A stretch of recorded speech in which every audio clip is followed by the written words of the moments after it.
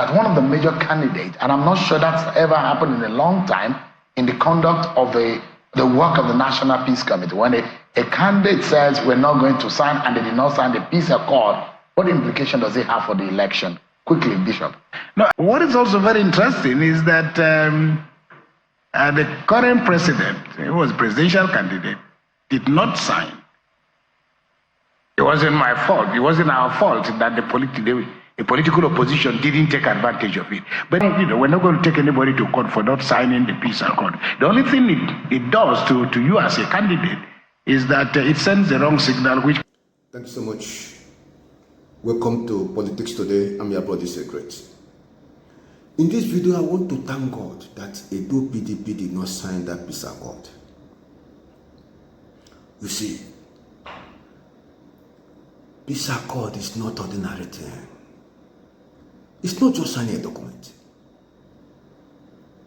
I want to present the spiritual side of the so-called peace accord. In another video, I will present why and how the St. Peter Peace Accord was used to lay the foundation that removed Jonathan from office. Understanding of that mystery made Bola Ahmed Tinubu not to sign peace accord in 2023 presidential election. But it was not made public until lately. Hassan Kuka had to speak during channel television program and say even Tinubu did not sign. Peace accord is not ordinary thing. I will not go too deep about that peace accord. But let me begin to move the Nigerian people from the known to the unknown. And to do that, let me present the two principal personalities behind peace accord. I will start with Abdulsalam Abubakar. Coming to Edo State is, I'm sure you must be aware, there is going to be a signing of peace accord between the gubernatorial candidates and the parties. That is to ensure that there is no mudslinging during the campaign, and then we accept the results as long as it is free and fair. And also, if there is any misgivings, the court should be there, but abide. You will hear what he said. Now, Abdulsalam Abubakar said, when you sign peace accord, you are signing that you will accept the outcome of this election. He will say, provided it is free and fair. But watch, he did not stop there. He added something so disturbing. And that you will accept the court as the final arbiter. The two statements, you accepting the outcome. If you have any grievances, any objection, anything you are not comfortable with, any protest, you take it to the court and accept the court decision as the final. If Abdulsalam Abubakar knows that the election they are bringing peace accord for people to sign will be free and fair, the idea of accepting the court decision as final will not come up. But wait, let's take the second principal actor, the convener, Bishop Hassan Kuka.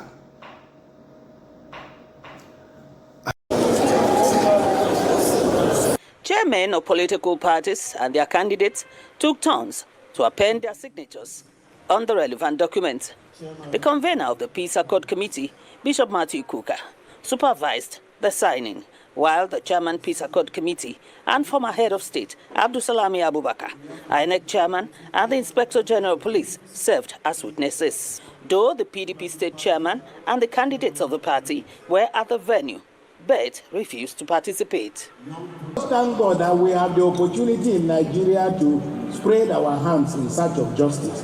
We continue to pray that God will strengthen the judicial processes, strengthen all our institutions. There will come a time, there will come a day when elections will be free, fair, and credible. At his level, you can see how the elders brought us to where we are. What have you heard Hassan Kuka say?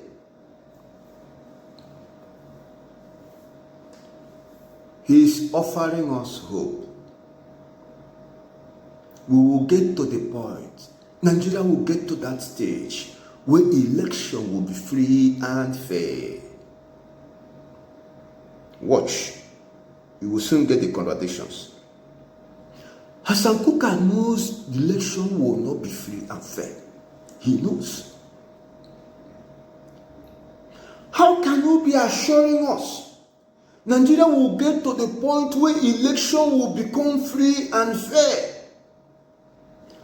30 years ago, over 30 years ago, Professor Humphrey Nwosu conducted a free and fair election, which, if the result, they allowed the process to be concluded, and Mko Abiola sworn in, nobody would have protested. Nobody would have gone to court. Because everything Tom and Harry, Tofa knows the election was free and fair. The election conducted by Humphrey Nwosu was free and fair. And Nigeria is moving backward. 30 years after, we cannot conduct a free and fair election. And Hassan Kuka, the promoters of Peace Accord, is assuring us, don't give up. One day, Nigeria will arrive and we will get to the point where election will become free and fair. And Abdulsalam Abubakar, on the other side, is telling you, you will accept the outcome, provided it's free and fair. But then, if you have any this thing, you accept the court as the final decision. The very court he knows that have been captured. We have lost the judiciary now. Everybody knows we have lost the judiciary. We have men, not up to 5, but just within that number. They decide what the court decision will be. They decide it. It does not matter what happened. It does not matter the outcome of the decision. There is nothing Supreme Court will not do. Just fill an egg form. Get a ticket of a party. Contest. Don't need to campaign. We don't need to campaign. People do not need to vote for you. Just get result sheets wherever you get them. And go to tribunal and tell them somebody won this election with about 350,000 votes. But you have your votes, which INEC have refused to capture.